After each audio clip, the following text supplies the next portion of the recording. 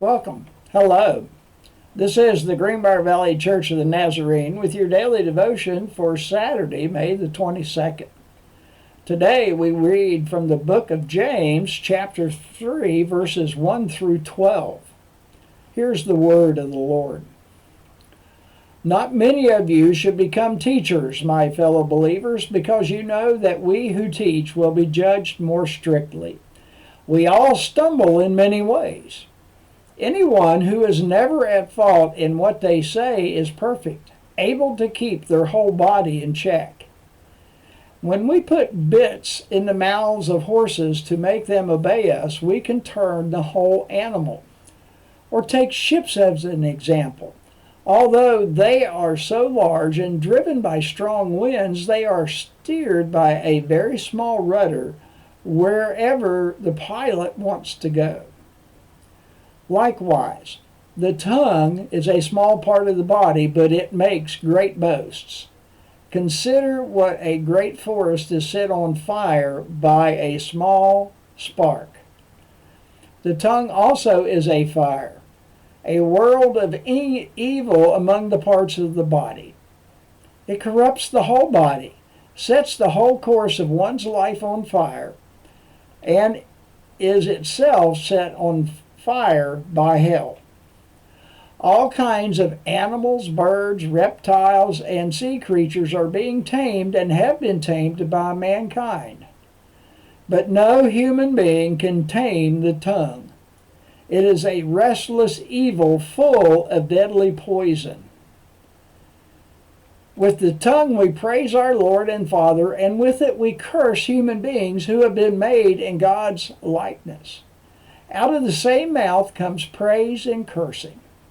My brothers and sisters, this should not be. Can both fresh water and salt water flow from the same spring?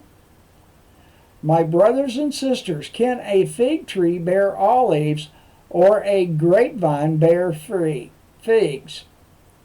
Neither can a salt spring produce fresh water.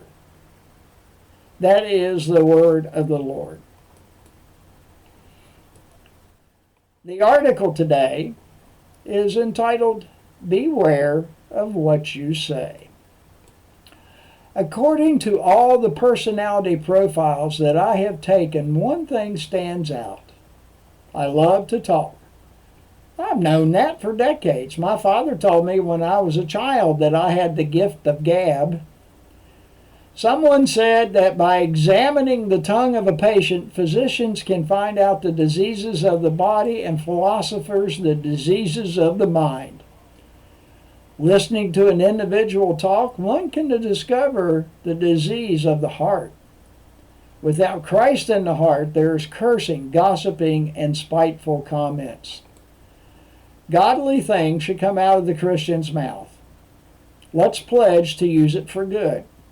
Speak words of encouragement, building people up. Who? How about a young couple facing hard times? A student away from home? A widow lost in loneliness without companionship? A pastor or missionary laboring in obscurity or in a difficult assignment?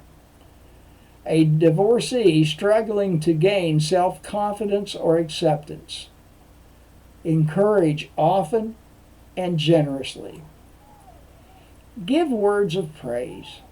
Praise to our God. Celebrate Him. Give Him glory, honor, and worship. Whisper words of prayer. Communicate quietly and calmly with the eternal God of the universe who loves to talk with us. Let your words be positive today.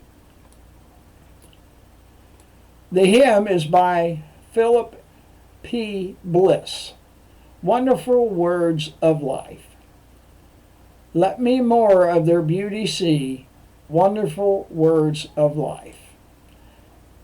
And from the book of Psalms, chapter 19, verse 1, the heavens declare the glory of God, the skies proclaim the work of His hands.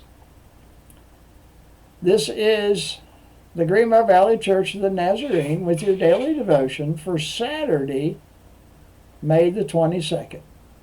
Have a blessed day.